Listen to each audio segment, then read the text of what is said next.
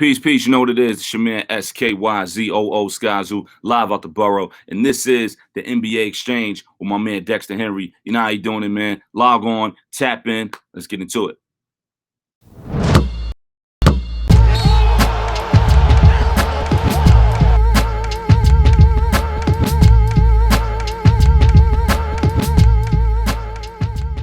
We are fully into the second round of the NBA playoffs. I'm Dexter Henry, the host of the NBA Exchange. And this weekend, plenty of NBA action. Like I said, Game 7 was very interesting. The only one that we got within the first round, and a bunch of Game 1s to start the first round. All that coming up and more on this edition of the NBA Exchange. It has been said, the two best words in sports are Game 7. And this particular Game 7 was extremely interesting, involving the Clippers and the Mavericks for so many reasons. One, prior to the Game 7, nobody had won in their own home court. The Mavericks were up 2-0 in this series, and it looked unlikely. Our own Gerard Hector said, I don't think the Clippers could win 4 out of 5 to win this series. But Gerard was wrong. He was wrong. The Clippers actually won 4 out of 5 to win this series, and they knocked off the Dallas Mavericks in a Game 7. And look, you got to give the Clips credit. They didn't just clip. And it all started with the play of their two stars, Paul George and Kawhi Leonard. They both were fantastic in Game 7. Leonard, he narrowly missed a triple-double. He finished with 28 points, 10 rebounds, and 9 assists as the Clippers finished off the Mavericks 126-111 in Game 7 of that first round series. Paul George also great with 22. Also fantastic contributions from Marcus Morris. Luke Kennard, who we hadn't seen in a while, got dusted off the bench. Just great contributions from the Clippers bench. And that was really the difference in the series. You know, in the end, the Clippers bench played better. Their role players played better. And the Mavericks, well, they were just a one-man show. Luka, he did Luka things as usual. 46, 14, and 7 for Luka Doncic in this contest, but not much help elsewhere, and that's going to be one of the issues for the Mavericks. But moving forward, you look at the Clippers, they've got to be excited. They were down 2-0. They thought their season was over. You got to give Ty Lue credit. Rallied the troops. They got things together. The role players stepped up, as I said, and now they move on to a second-round matchup where they will play the Utah Jazz. The Atlanta Hawks, they're continuing to roll. Trae Young, he's continuing to be a villain. New York fans, you thought you were mad at Trae Young? Well, now Philly fans, they might be even more mad at Trae Young. Why? Because Trae Young and the Hawks walked into Philadelphia for Game 1 of their series against the 76ers, and they came out on fire. My producer Greg, he's smiling because he picked the Hawks in 6 to win this series, and the Hawks, their offense looks like it is rolling. They won 128-124, and it was all behind Trae Young. Trae Young put an early smackdown on Philly, scoring 25 of 35 points in the first half. Joel Embiid played good as the Sixers tried to come back in the second half, but the Hawks were able to hold on, and Trae looked like Trae, knocking threes and making the right plays. Even had a three where he posed on Tobias Harris, jaded him in the eye, and held the pose for him. I mean, Trae Young's just out here being disrespectful. All into villain mode. You gotta like what you're seeing out of there. And look, the Hawks are serious. Now, while Embiid looked good and there was a lot of concern about what Embiid's injury, the meniscus tear in his knee, could affect the Sixers, it didn't really seem to impede him. He was very strong in this contest as well, but Philly just seemed to not be in it from the start. They woke up late, they fought back in the end, but they're gonna absolutely have to respond in Game 2 and try to figure out a way to stop Trae Young and the Atlanta offense. But maybe if you didn't think so, I know my producer Greg believes this for sure. This is absolutely a series, and Trae is here to be the villain. Another first-round series got started this past weekend, got started on Saturday night, and that was the Brooklyn Nets versus the Milwaukee Bucks. To talk about the Nets, it's a guy I know very well. He is very plugged into the Nets. He's the sideline reporter for the Brooklyn Nets for the Yes Network. My man, Michael Grady. Grady, what's up, bro? Welcome to the NBA Exchange. My man, what's going on, Dexter? Good to be on with you, fam.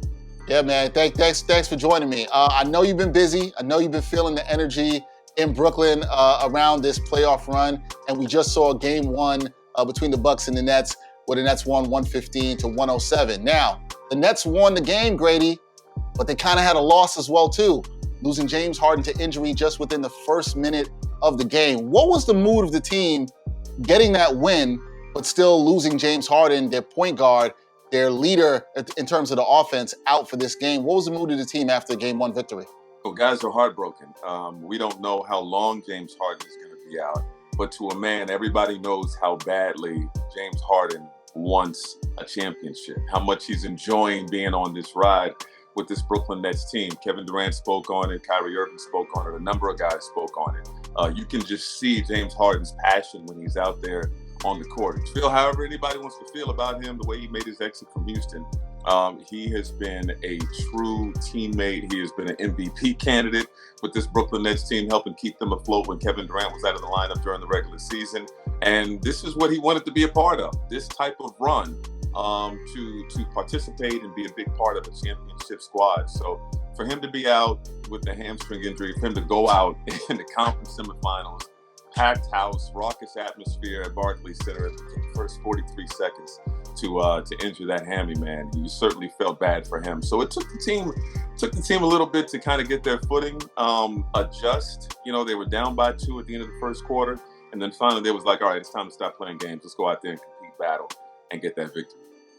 Now, when you look at the hamstring injury, which is something Harden dealt with in the regular season, kept him out for a little bit, and obviously the Nets have ruled him out for Game 2 tonight. The question then becomes, how serious is this, and how much of this is a concern for the Nets with this hamstring injury coming up for James Harden once again? Well, I mean, it's a big concern. Can they still beat the Bucks?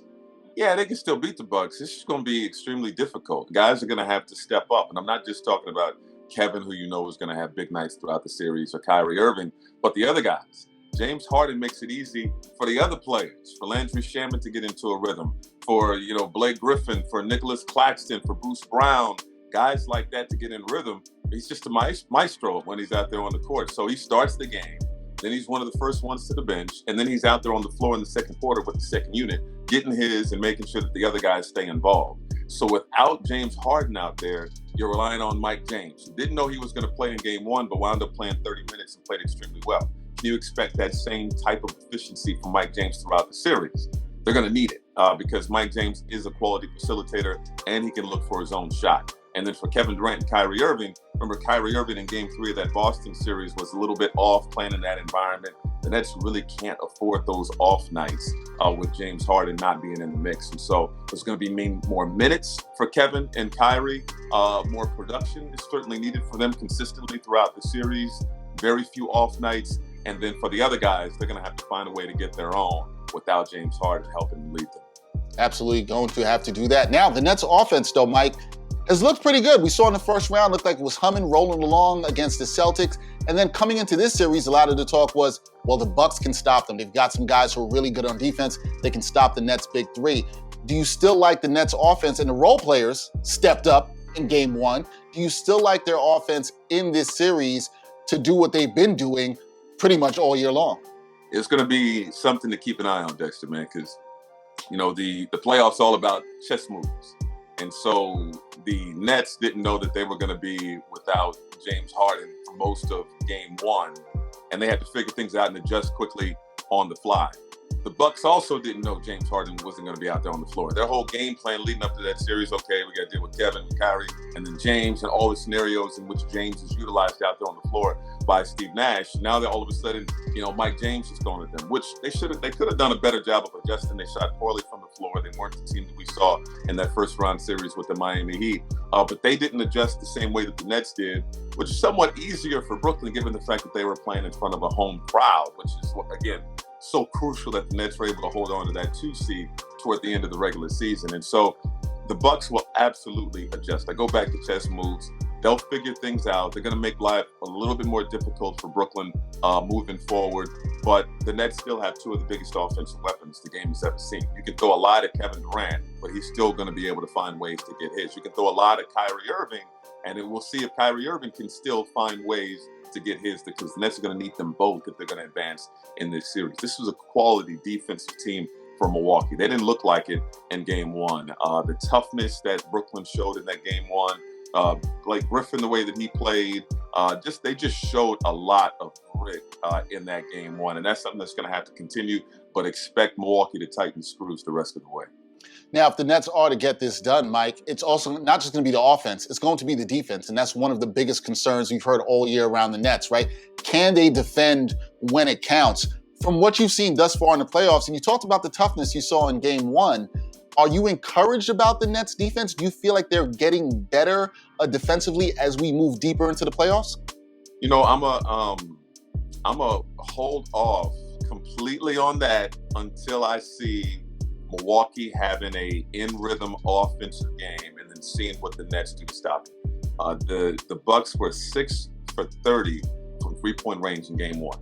That's something that's not going to continue in this series. I expect them in game two to shoot much better from the floor. And if they're getting into a rhythm, finding their spots, Giannis is doing his thing, Chris Middleton is having a better shooting night.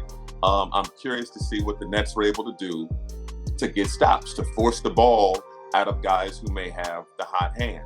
Put Milwaukee in a situation where they're uncomfortable to get stops. And so that's really what I want to see. I think they played solid defense in game one for sure. I also feel like Milwaukee missed some shots that they would typically knock down. If those shots are falling in game two, again, I just want to see how Brooklyn reacts to that. Do they get tougher defensively? Do they start looking at each other and pointing fingers like, wait, I thought you were supposed to be here? Do they just buckle down and start to play physical, continue to play a physical brand of basketball to knock Milwaukee out of the rhythm? That's what I'm really curious to see. Steve Nash said before game one that they haven't really been punched in the mouth yet, in the postseason. And I want to see how they respond if and when Milwaukee actually punches them in the mouth.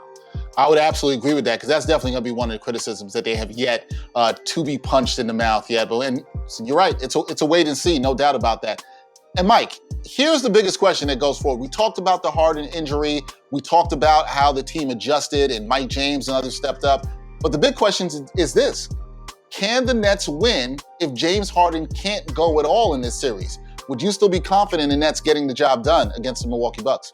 It's going to be extremely difficult. It's going to be extremely difficult because, but I will say yes. But it's going to be difficult for obvious reasons. Milwaukee has a lot of depth. Milwaukee is certainly hungry. They've had some flameouts as a group together in the postseason that's fueling them. They didn't like that feeling, and they want to exercise some demons, obviously, in the series. And so this is a tall task for Milwaukee. They're extremely tough at home. So when this series shifts eventually to the Midwest, I'm really curious how the Nets perform in that environment. But the reason you certainly give them a chance is because of how deadly Kyrie is as a scorer, and even when needed, as a facilitator, and what he can do for this Brooklyn Nets team. And then obviously easy money, KD, man. You can put him in any situation. You can force him to the outside. He can knock down that shot with ease. If you take away his airspace on the perimeter, he has the ability to drive to the rim and finish, dunk on you, and one opportunities. And then he's as good a mid-range player as the game has ever seen. And so Milwaukee has yet to figure that out. PJ Tucker, for all the talk of what a good defender he is, has been eaten alive by Kevin Durant. Drew Holiday eaten alive. Giannis Antetokounmpo eaten alive. There's nobody that can stop Kevin Durant. But who's going to join Kevin Durant outside of Kyrie Irving? Joe Harris is going to have to be big in this series. The maniac that Blake Griffin was in game one, he's going to have to be that maniac the rest of the way. And it's going to be a blow for blow kind of series. Game one was okay, cool, but we haven't seen the fight start yet. Right. We haven't seen the fight start yet, and that's going to come at some point. It's going to come. As you had me thinking about PJ Tucker, because I saw how hard he was working defensively, trying to guard Kevin Durant. And he had no answer for him, especially in the fourth. KD's just rising up and hitting everything in game one.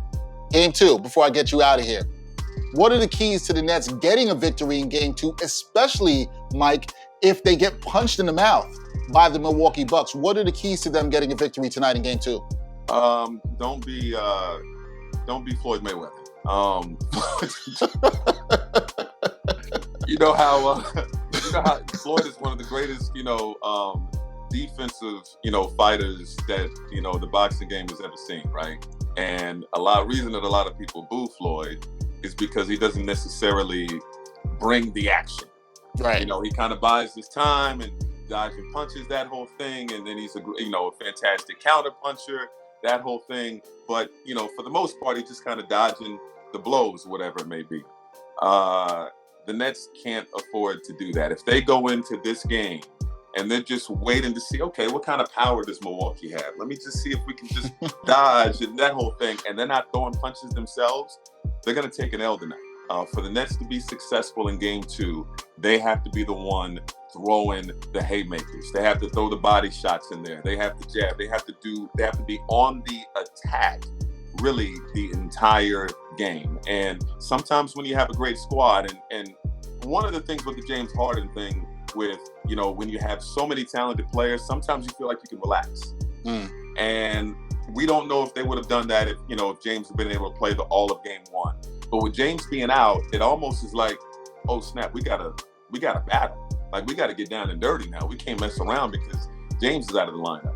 And we'll see if they have that same mentality the rest of the way. But if they get a little bit relaxed and like, okay, let's see if we can take Milwaukee's best punch, they'll get beat, in Game 2. So the key for me in Game 2 for the Brooklyn Nets is be on the offensive, be on the attack, and go all out.